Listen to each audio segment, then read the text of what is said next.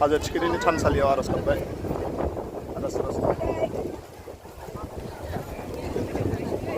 हरिया मोजां बार नांदो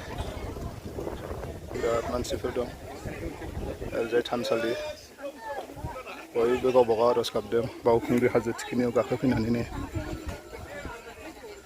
ओरैजाय बेनो जौसिन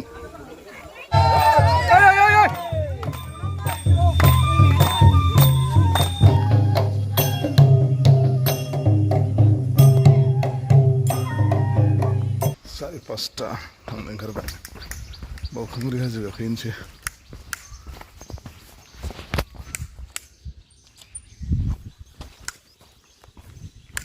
बेनो बाइकआ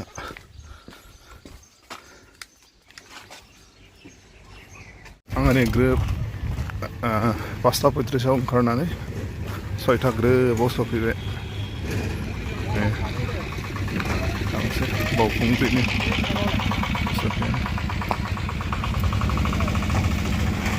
हाबजेननाय लामायावनो बेबायदि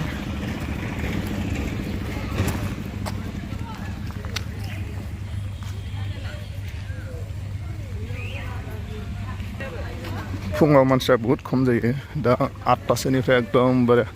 एरायलायनो जायगा गैयि जायो बेनो गाखोनो थांसै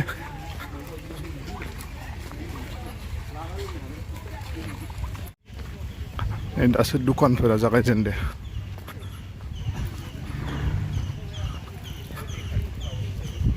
बाइक दोनबाय दायो हाजो गुदिसिम थाबायगासिनो नै टकनफोरा बेबायदि दानना फानखायो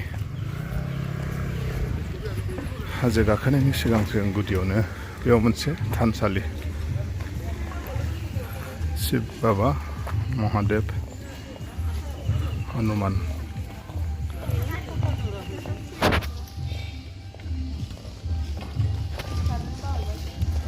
गोबां मानसिफ्रानो बिदि खुलुमनानै हाजो फारसे आवगायलाङो नैबेयाव बाथौ थानसालि दं मोनसे दिनै हराव खेरायदोंमोन खोमा दाबो जोबाखैनो बाथौ थानसालि खेराइसालि बेबायदि बाथौ मोनगोन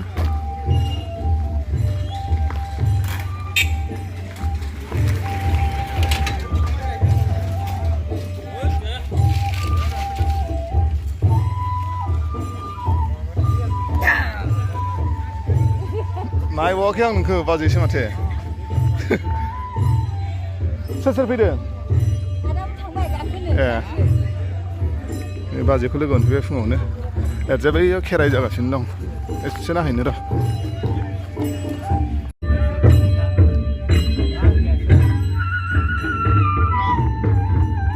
दाबो जोबाखै हरनिफ्रायनो गराय दाब्रायनाय एबा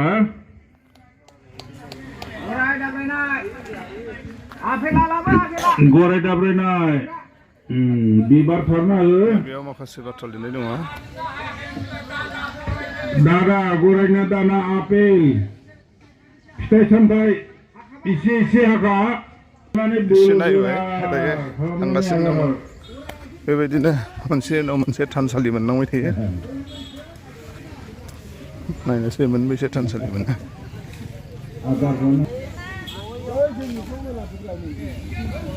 जागायजेनबाय हाजोआ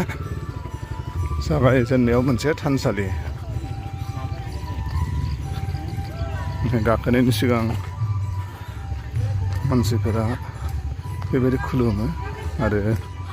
हाजो फारसे हाजो थिखिनि फारसे गाखोलाङो बयबो बोसोरनि जोबथा सानाव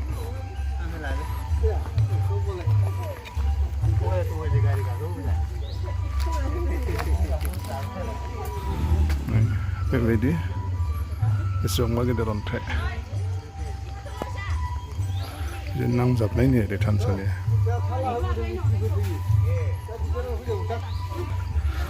हाजो गाखोनो जागायबाय अन्थाइ बायख्ला बायख्ला नै हाजो सानिफ्राय ओरै पाइप दं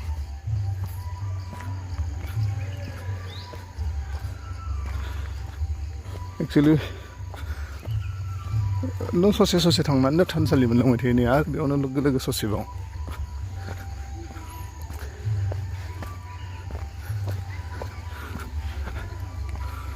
बायदि बायदि पद्मवती बाथौ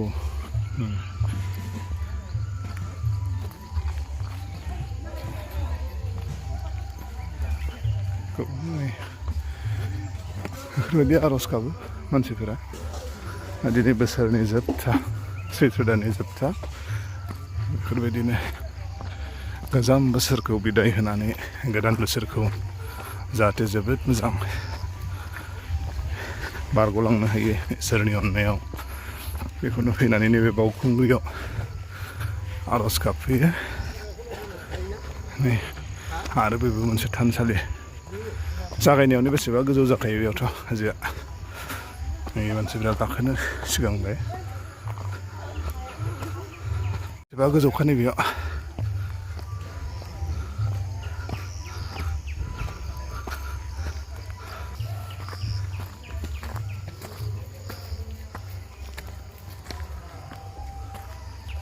बरफ फानग्राया बानानै बेसे दावखोगासिनो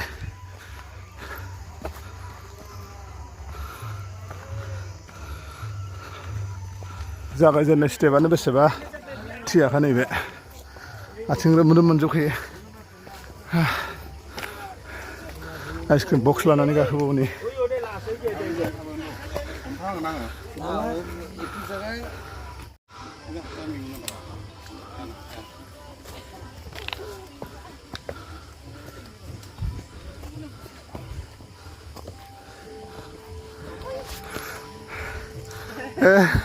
गाखोखांना फैबायानो नामालाय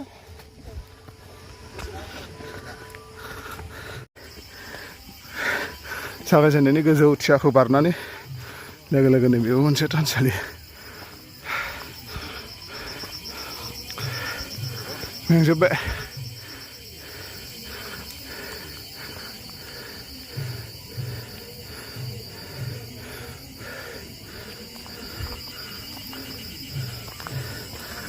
ini ada sudah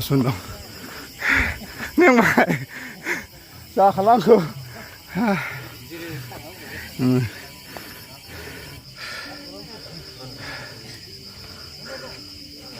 जागायजेननाय थाखोसे बारना दसे जिरायबाय नै मेंजोबखाबाय बेयावनो ओरैजाय मानसिफोर नै दसे जिरायनानै जागायफिनबाय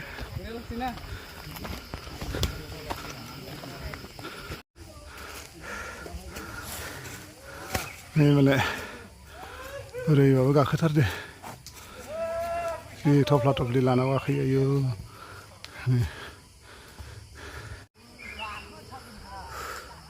मेंजोबखाबायलै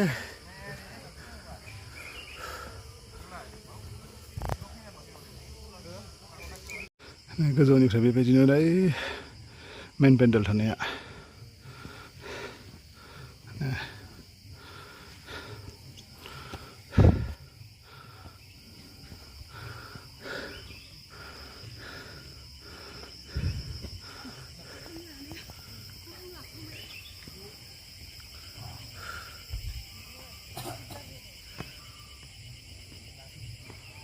घन्टा जाबाय गाखोनाया गेजेरानो नाङाखै दाबो नै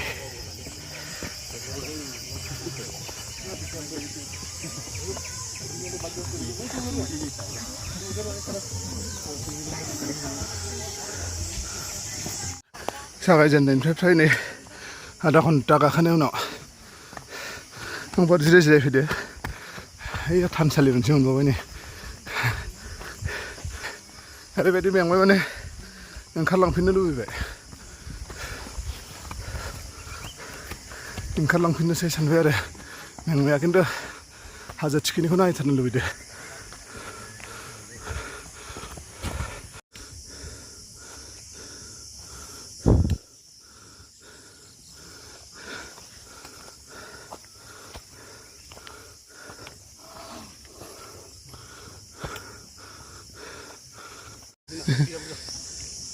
साबेसे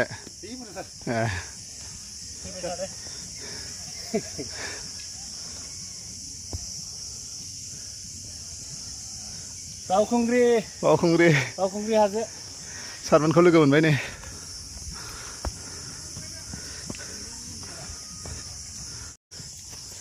नैबे मोनसे थानसालि सफैबावबाय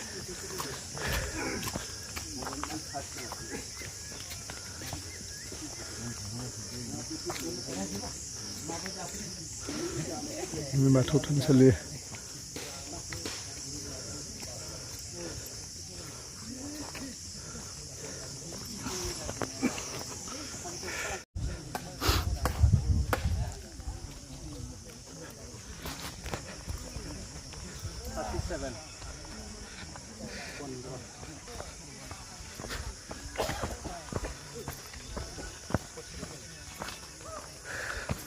दुलाराय बर' फरायसा आफादनि दैदेनगिरिफोरखौ लोगो मोनबाय नै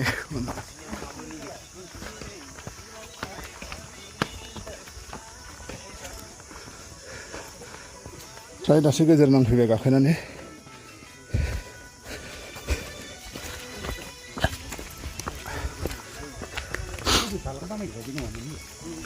सिगाङावसो मोनहां थानसालि बाथौसालि ओरैजाय आगदा सोनाब फारसे आरो नै ओरैजायबो महादेब शिबनि थानसालि मन्दिर दं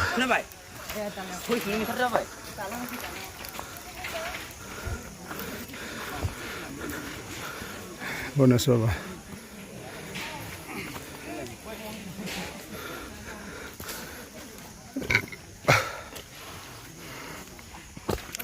दालां मोनफैबाय नै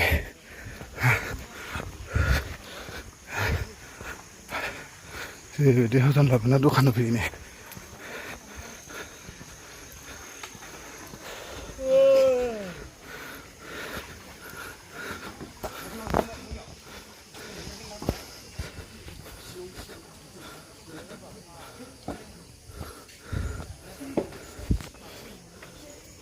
नैबेयाव दै दं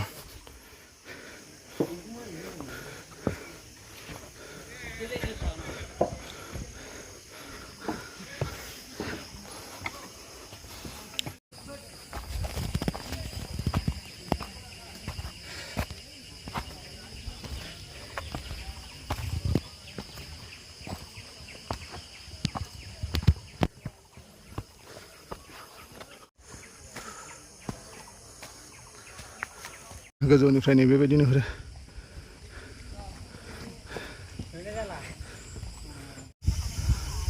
नै बिराद मोजां जायगा सफैबाय प्लास मोनथारनोसै बिराद मोजां बे बिफाङा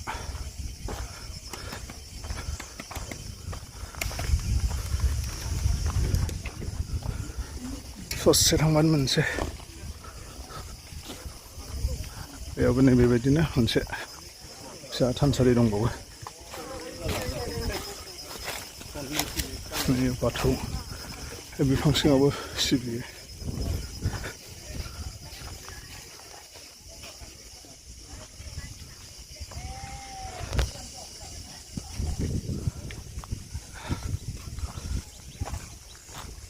बिराद मोजां बार सिउ सिउ नांबाय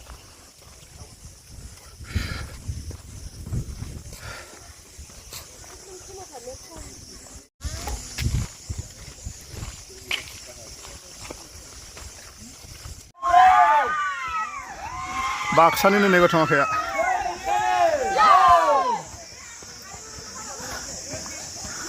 नै लास्ट जावखोनायखौ गाखोबाय थिखिनि मोनथारनोसै अन्थाइ थाफा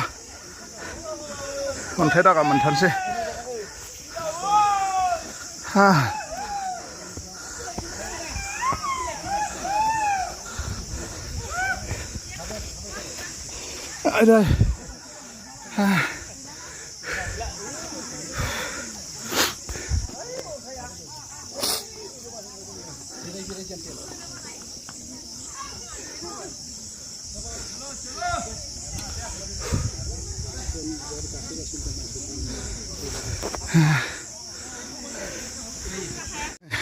गाखो जोबथा थिखिनियाव थानाय थानसालि सफैबाय नै थानसालि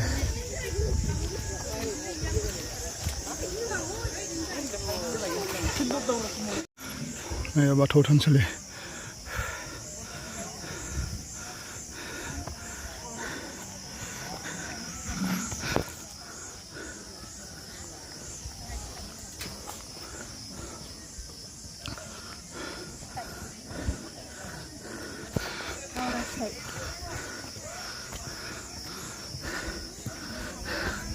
जोबथा थिखिनियाव थानाय नै थानसालि सफैबाय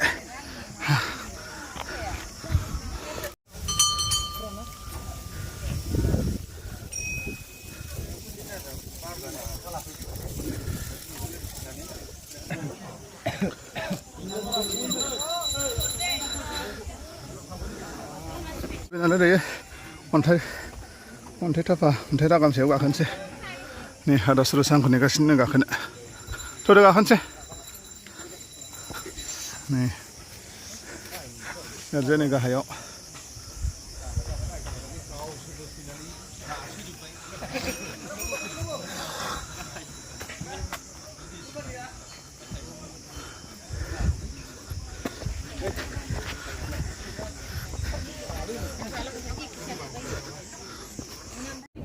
नै थिखिनियाव गाखोफैबाय बिराद मोजां बार नांदों ओमफ्राय नै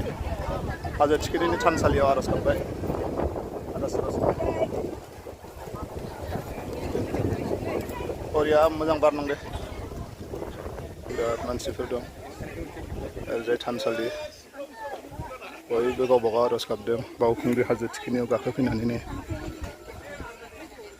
ओरैजाय बेनो जौसिन